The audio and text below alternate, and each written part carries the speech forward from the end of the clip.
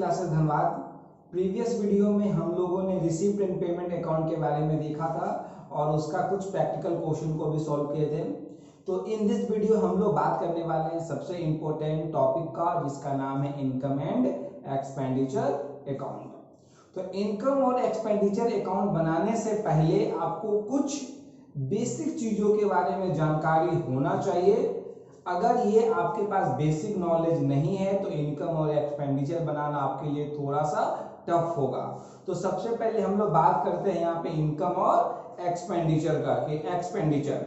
तो देखिए एक्सपेंडिचर यहाँ पे नॉर्मली दो टाइप के होते हैं। तो एक को हम लोग कहते हैं कैपिटल एक्सपेंडिचर, एक को कहते हैं रिवेन्यू एक्सपेंडिचर्स। तो यहाँ पे इस चैप्टर के पॉइंट ऑफ व्यू से हम लोगों ने जो एक्सपेंडिचर उसको टू टाइप्स में क्लासिफाइड किए हैं। एक को हम लोग कहते हैं कैपिटल एक्सपेंडिचर और दूसरा को कहते हैं रिवेन्यू एक्सपेंडिचर्स। ठीक है, तो बात करते हैं सर कैपिटल एक्सपेंडिचर का मतलब क्या होता है और रिवेन्यू एक्सपेंडिचर का मतलब क्या होता है।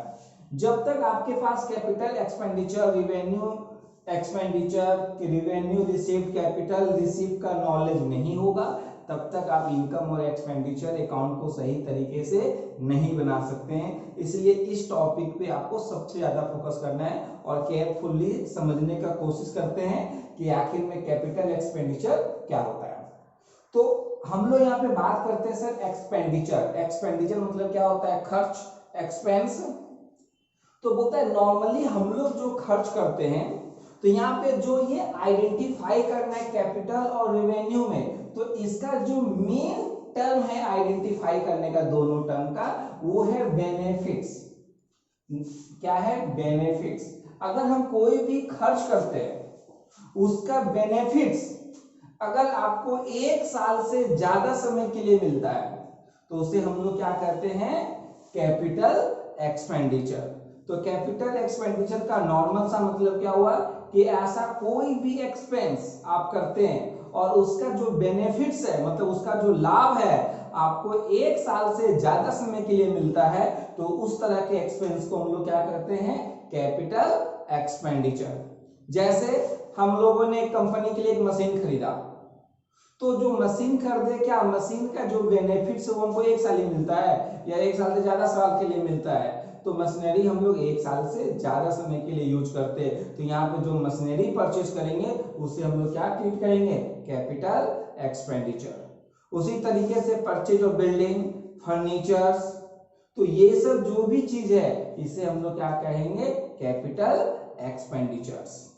तो रिवेन्यू एक्सपेंडिचर क्या हो गया कि बोलता है जिसका बेनिफिट्स आपको एक साल के अंदर ही मिल जाए उसे क्या कहते हैं हम लोग? Revenue expenditure. For example rent paid, अगर हम एक महीने का रेंट दिए तो हमको बेनिफिट्स में हमको कितना मिलता है? सिर्फ 1 मंथ। सैलरी पे करेंगे तो जितना दिन का सैलरी पे करेंगे बेनिफिट्स भी उतना दिन ही मिलेगा। इलेक्ट्रिसिटी बिल, स्टेशनरी, तो ये सब जो भी खर्च होते हैं उसको हम लोग कहते हैं रिवेन्यू एक्सपेंडिचर। ये फर्स्ट टाइप था।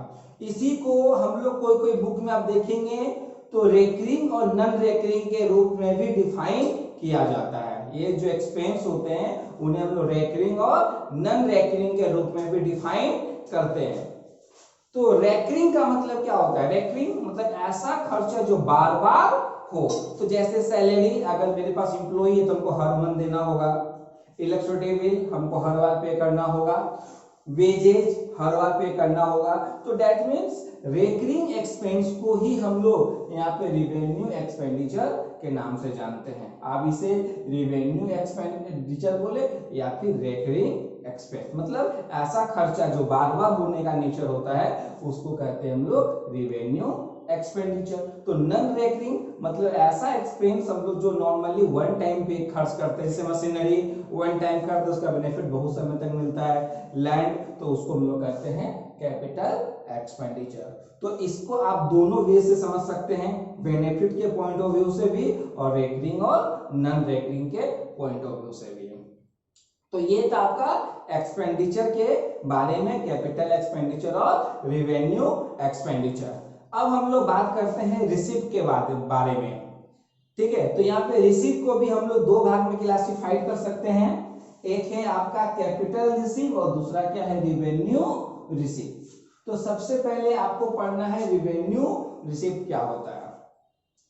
तो रिवेन्यू रिसीप्ट का मतलब यहाँ पे जो होता है कि दैट मीन्स हर और जो आपका ऑर्गेनाइजेशन है वो कोई ना कोई किसी तरह का एक्टिविटीज करने के लिए क्रिएट किया जाता है। तो वो जो ऑर्गेनाइजेशन है उसका जो मेन एक्टिविटीज है, तो उस एक्टिविटीज को करके जो वो पैसे जनरेट करते हैं, इनकम जनरेट करते हैं, उसको कहते हैं रिवेन्यू रिसीप्ट। बात समझ में आया? चलिए मैं एक छोटा सा और एग्जांपल ले रहा हूं। जैसे मान लो कि एक मोबाइल सेंटर जिसका मोबाइल चलाने का बिजनेस है, तो उनका जो मेन जनरेट पैसा कहां से आता होगा, मेन एक्टिविटीज क्या है, मोबाइल को परचेज करना और सेल करना। तो जो सेल करके जो पैसा आएगा उसे हम लोग क्या कहेंगे, रिवेन्यू रिसीप्ट। अब मान लो कि मोबाइल दुकान वाले का एक पर्सनल कार था, उस कार को वो बेच दिया, तो क्या वो रिवेन्यू रिसीप्ट हुआ? नहीं, क्योंकि उसका कार जो बेचने का बिजनेस उसका नहीं है। तो उसी डिफिनेशन को यहाँ पे यूज किया गया है रिवेन्यू रिसीप्ट। तो रिवेन्यू रिसीप्ट का मतलब क्या है, सिंपल सा, कि जो ऑर्गेनाइजेशन है आपका, ठीक है, जो बिजनेस का जो मेन एक्टिविटीज है, उस एक्टिविटीज के थ्रू जो पैसा इनकम जनरेट होगा उसको क्या कहेंगे हम लोग, रिवेन्यू रिसीप्ट। ठीक है, अब बात करते हैं कैपिटल रिसीप्ट का।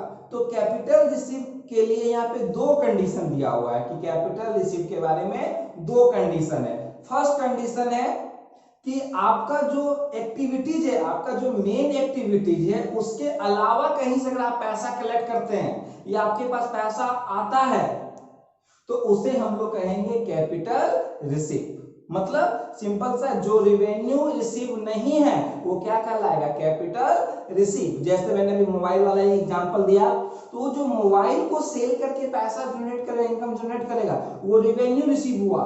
मगर वो जो अपना पर्सनल कार बेच के पैसा जो इनकम जनरेट किया उसे क्या कहेंगे, कैपिटल रिसीप्ट, क्योंकि वो उसका रिवेन्यू रिसीव है क्या, नहीं। ये था फर्स्ट। और सेकेंड, इसमें एक चीज और मेंशन किया गया है कि अगर आपको कोई special type of donation receive हो, क्योंकि एनजीओ है, एनपीओ है, तो उसे कभी कभी डोनेशन भी मिलता है। तो अगर उसे कोई स्पेशल टाइप ऑफ डोनेशन मिले जिसमें उसका पर्पस पहले से डिसाइड हो, उसे भी हम लोग क्या मानेंगे, कैपिटल रिसीप्ट। जैसे डोनेशन फॉर बिल्डिंग, आपको कोई थर्ड पार्टी है, आपको डोनेशन दे रहा है, तो किस लिए, फॉर बिल्डिंग। तो देखो यहाँ जो डोनेशन मिल रहा है उसमें पर्पस पहले से डिसाइड है या नहीं, तो उसे हम लोग कहेंगे कैपिटल रिसीप्ट। ठीक है, तो जब तक आप इन चारों वर्डों का मतलब सही से नहीं समझेंगे तब तक